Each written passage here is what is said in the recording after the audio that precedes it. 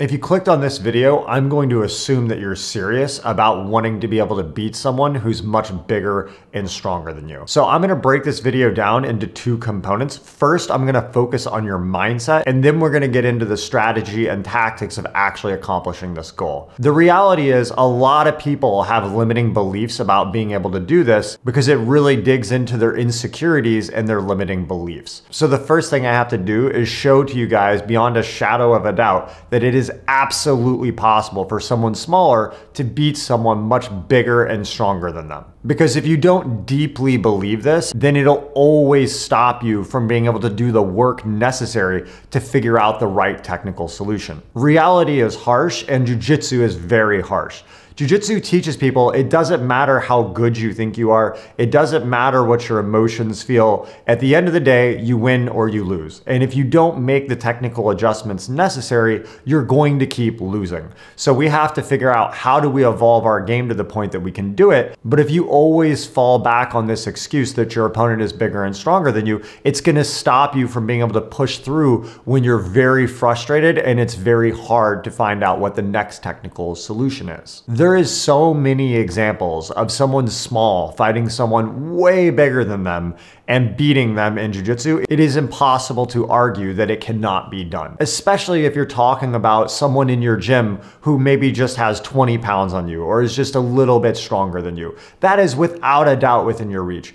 If someone can be 135 pounds and fight someone who is a world-class black belt who's 220 pounds and win the match, then it is absolutely possible for you, if you are a blue belt, to beat someone who's 20 pounds heavier than you and another blue belt. Just imagine in your current physical shape, if you were to download the knowledge of someone who is a current world-class black belt into your muscle memory, you could instantly beat those people in your gym that you're struggling with. The reality is the only reason you can't beat them is you don't have the technical movements to be able to do it. Now, I'm not saying they don't have an advantage. They absolutely do. But at the end of the day, you complaining about that advantage they have doesn't help you. It doesn't help anyone. You have to understand that had you had technical enough jiu-jitsu, you could overcome this advantage that they have. So every time you fail in this process, fighting someone bigger than you, and your subconscious tries to default to this,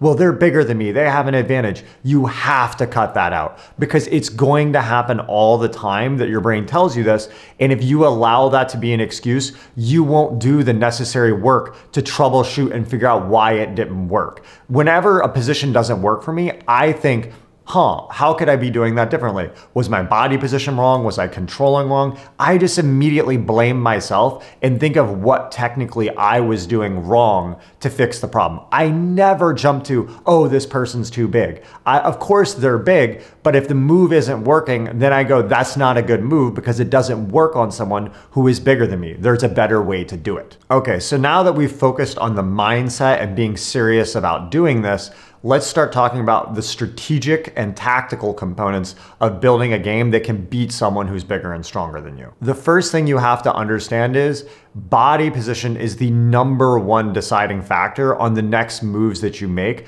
not size and strength. It doesn't matter how big or strong my opponent is. If his body is in a certain position, I can only make move choices based off those positions. For example, if I said, if you're fighting a strong person in closed guard, arm bars are the best choice. It doesn't matter if the arm bar is the best choice. If they're leaning backwards with both hands behind their back, you can't do that. You may have to do a hip bump sweep or go for a collar choke. So you can only take the set of options available based off their body position. As I've talked about before in previous videos, if you're going into sparring with a move already in mind that you want to do, you're more likely to create analysis paralysis because your opponent may not give you the body positioning that makes that move relevant. So if I tell you when you fight a big person, you should be using arm drags or you should be using collar chokes, Then when you go in looking for that and he positions in a way that that's not available, you're gonna get stifled in your head and freeze. So you cannot focus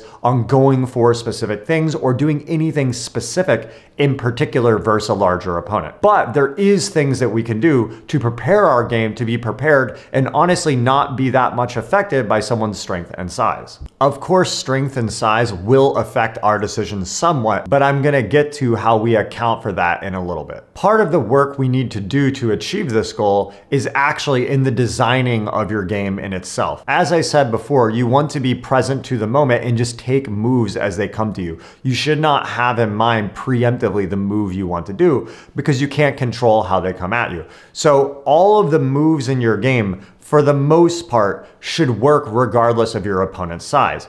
If you're doing a technique and that technique does not work if your opponent is 20 pounds heavier than you or a little bit stronger than you, then that is not a good movement. You need to remove it from your game. You want to have most all of your techniques within reason workable versus people up to a certain point.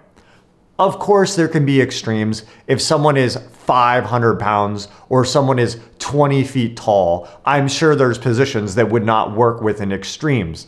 But the point is that for the most part, your game should be working versus everyone. With that being said, I will say that there is some moves that you need to account for their size and strength, and you want to know that preemptively. For example, a triangle choke. Everyone has a maximum limit of who they can triangle choke based upon your technical ability at finishing the triangle choke, the length of your legs, your mobility, and the size of your opponent's shoulders and neck. Everyone has to figure out that limit for themselves. So if I'm in a match fighting someone who's 350 pounds, I know that if I go for a triangle choke, that's probably outside of my limit to be able to finish. So when I'm in a match and I see an opening for a triangle choke appear, I exclude that as an option. That is different than looking for a particular move. So it is okay to be exclusionary in your decision making, but not inclusionary. What I mean by that is if I go into a match looking for a particular move, it may not appear and it gives me analysis paralysis. But if I'm in a natural flow state and I see a triangle choke appear and the person is 350 pounds, then I know that's a bad choice and I may exclude that from an option, and automatically my brain will start looking for other options that are available. So that is an okay way of doing that, but generally you don't want to have many moves in your game that are like that. A triangle choke is one. Perhaps inverting versus certain people, or maybe wrestling up if you know the person has amazing judo or wrestling. So you can make these kind of exclusionary options that will not inhibit your ability to be present to the moment, but you shouldn't be going into the match trying to do a particular thing. But of course, there is certain moves that, in my opinion, scale very well versus a much larger, stronger opponent. And it's important to have those tools in your arsenal so that when your opponent does expose those things, you have weapons. The first thing that I think is an absolute must is strong open guard retention. There's nothing wrong with half guard and close range positions. You should absolutely have those in your arsenal. But if you can keep your opponent 3 feet away from you, it doesn't matter how heavy they are. If they're 3 feet away, their weight is distributed on the ground, not on you. If you're playing some sort of half guard or butterfly guard position and your opponent has 200 pounds on you, you're going to be feeling their weight. So you can have those in your arsenal, but I always say at its core, a good open guard is your ability to get someone who is bigger and stronger than you off of you, far enough away from you that you could stand up and get away if you wanted. Both from a competition jiu-jitsu perspective and from a self-defense perspective, if you cannot control the distance of how far or close someone is to you, then there's something wrong in your guard. If you play a half guard or butterfly guard game because you don't know how to get the person off of you, that's a problem. If you're playing those positions because you like and know where they fit into your game, but you also have the ability to get the person far away from you and off of you, then that's totally fine. But it's a very different place that it's coming from when you do that. So if you can keep your opponent far enough away from you and you have strong open guard retention ability, not dependent on any particular grips, now we want to be able to control and maintain the distance in a safe and effective way that doesn't use a ton of energy. So having strong open guard controls like double sleeve, spider guard positions, collar, sleeve. These are great guards that allow you to maintain distance from your opponent, but also some form of control so that you can decide when you want to attack and also take breaks as you need. All right, so now let's talk about some of the most powerful attacks to actually convert a sweep or a submission on a bigger, stronger opponent. The first one I always emphasize is omoplatas.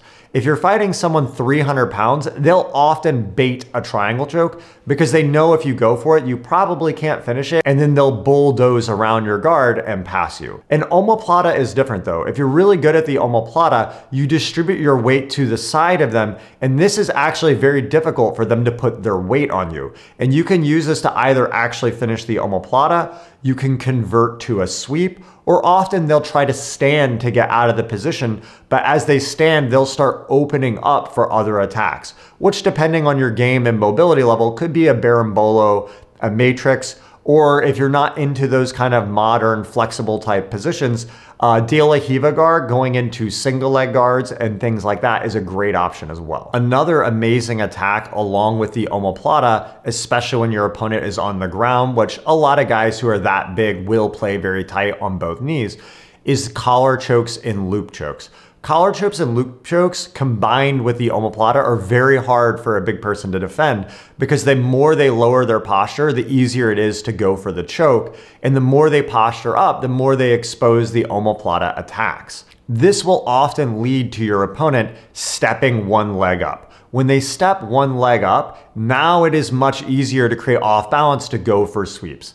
One of my favorite sweeps of all time, but especially versus people who are big, is the single leg guard sweep. It seems like something you wouldn't want to use versus a big person, but when you set yourself tight on their knee, I did an entire video with Lucas Lepre on this, it's very hard for them to distribute their weight on you, and you can actually drive and come up into a single leg takedown. But if you feed the lapel high enough into your grip, you can break their posture and it's very hard for them to fight. Another amazing attack system is any form of ankle sweep. The more athletic and explosive an opponent is, the more likely you'll end up needing to use some kind of an ankle sweep. Because it doesn't matter how athletic they are, if you can get underneath your opponent and get a hold of both of their ankles and knock them down, they can't stand up. You have control of both of their legs. There's no way they can use their athleticism to fight out and move. It's great to use open guard positions like spider guard and double sleeve to work underneath your opponent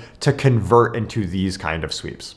I'd additionally mention for submissions, once you get underneath them, ankle locks and leg lock attacks can be another amazing way to attack someone who's strong, because a lot of times when you attack arm bars and triangles, they can use their upper body to defend. But if you can get away from their upper body quick enough and isolate their foot, it's very difficult to stop. An additional point I want to make with this is, in my opinion, this is the entire point of jiu-jitsu. The reason many of us were sold on jiu-jitsu was the idea that someone who is smaller can beat someone who's much bigger and stronger than them. So I'm not saying you need to always roll with the biggest guy in the room, but you should be trying to design your game so that it will work for someone much bigger and stronger. This is one thing about the massive steroid use in our sport that kind of makes me sad. If you were newer coming into the sport and you saw how much steroid use there is, you would think that the reason you're losing is because you are not strong enough. You need to get stronger. So really fixating on the mindset of this is something that permeates not just your jiu-jitsu, but really how you approach everything in your life. If you think about the fact that every time there's a problem, if you apply intelligent thinking, hard work, analytical approach, you can solve problems and get ahead. But if you think that the problem is always something outside of your control, like strength or size, you're going to set up so many limiting beliefs that are not just going to hinder you on the mat, they're going to hinder you in so many other places in your life. And as always, if you like the content, like, share, subscribe. Thanks a lot.